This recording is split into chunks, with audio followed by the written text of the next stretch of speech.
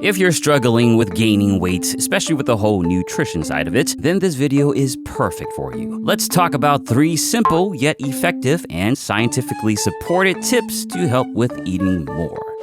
Although clearly not as popular as losing weight, research shows that a lot of people, about 1 in 10, are trying to gain weight. For men specifically, it's actually closer to 1 in 5, probably because of the social pressure of having more of them muscles, which we're constantly reminded about its importance by all the jacked bros and influencers on social media. Just don't mention the little help they get from perfect lighting, special vitamins, and of course, a Photoshop subscription. And I know this might be a bit of a surprise for you, but I too use a bit of Photoshop.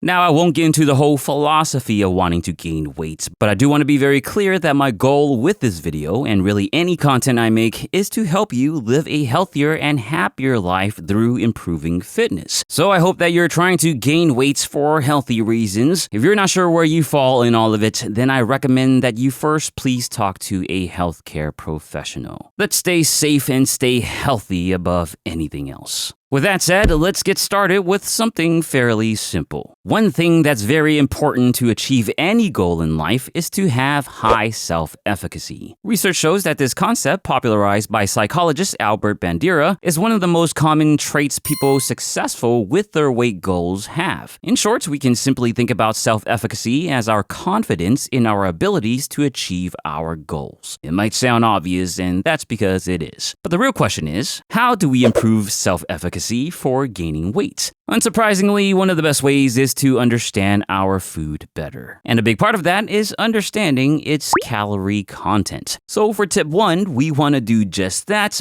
but more importantly, we want to make sure we do just that. The best way to improve self-efficacy is to do so as concretely and clearly as possible. If we try to figure out too many things at once, like tracking not only calories, but also every macronutrient, body weight, body fat percentage, and so on, it can actually hurt our confidence and cause things like analysis paralysis, where we get kind of stuck with our thinking due to overthinking things. Especially if you're trying to make sense of how all these figures interact with each other, like why after a super high calorie day, you actually lost weight. You might end up thinking you're still not eating enough calories, but it can also be due to natural weight fluctuations or inconsistent measurement times, or even changes in sodium intake. What I'm trying to say is that if you are new to tracking anything for gaining weight, then just keep things very simple in the beginning. Start with just counting your calories through a simple calorie counting app. Once you are quite confident with your calorie knowledge, like to the point where you can reasonably estimate the calories on your plate just by looking at it, then you can consider looking into more figures. Essentially, the goal is to take clear and simple steps that can effectively improve our confidence in our ability to make better food decisions to help us eat more. That is the essence of self-efficacy.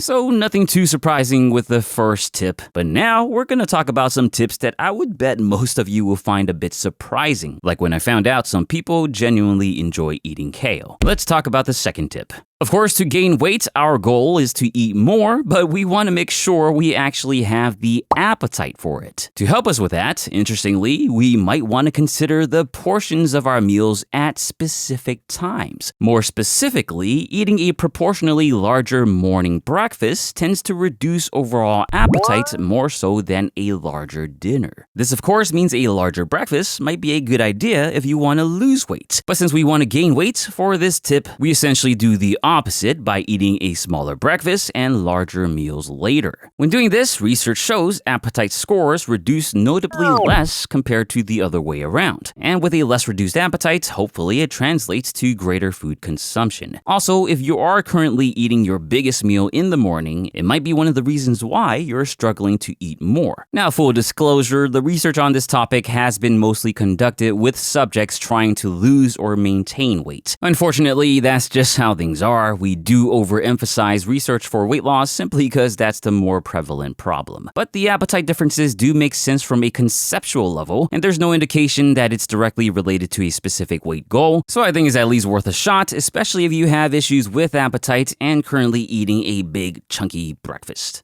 Okay, now let's look at the third and final tip. This tip also has to do with timing, but not specifically meals. If you're gaining weight for the sake of gaining muscle mass, aka 99% of you, then one thing that's just as critically important as getting enough calories is getting enough protein. But just like calories, getting enough protein can be tough, and many people often turn to protein supplements for help, which I do think is a solid idea. But one thing we have to consider is that, compared to the other macronutrients of fat and carbs, protein causes the highest increase in satiation, or the feeling of fullness. That includes protein shakes, although due to its processed nature, it's not as satiating as whole protein sources. Of course, feeling more full is again great for weight loss, and one of my key tips for weight loss is to drink a protein shake before a meal to combat excess eating. Of course, again, in this video, we want to eat more. So for this tip, we want to drink our protein shakes right before we go to bed. The reason is fairly straightforward. First, again, the most important thing is to avoid the increased satiation of protein shakes around our meals. So drinking it after we're done with our meals, like before bedtime, makes the most sense. And since protein shakes aren't nearly as satiating as whole protein sources,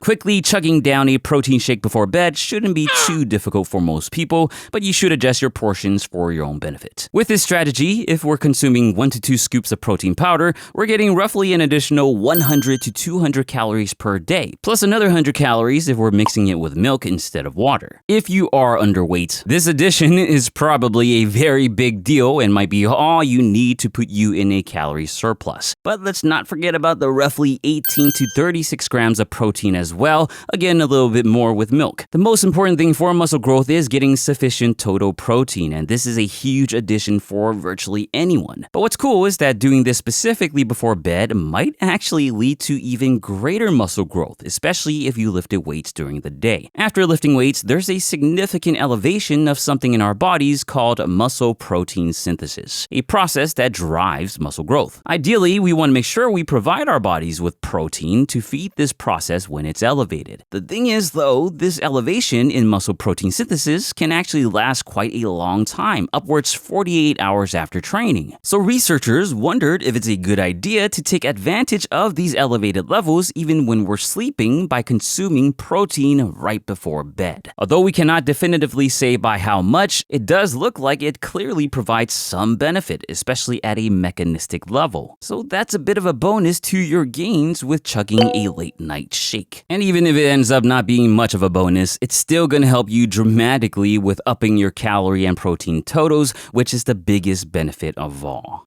And that's 3 weight gaining tips that I'm guessing most of you probably never tried before. Well, at least tip 2 and 3. I hope they can be useful for all of you, and if you do give any of these a shot, please come back and let me know how things went. Other than that, if you enjoyed this video, then please give it a protein thumbs up and share it with your weight gain loving friends. Subscribe for more. As always, thank you for watching, and don't forget to get your protein, especially if you're trying to gain weight.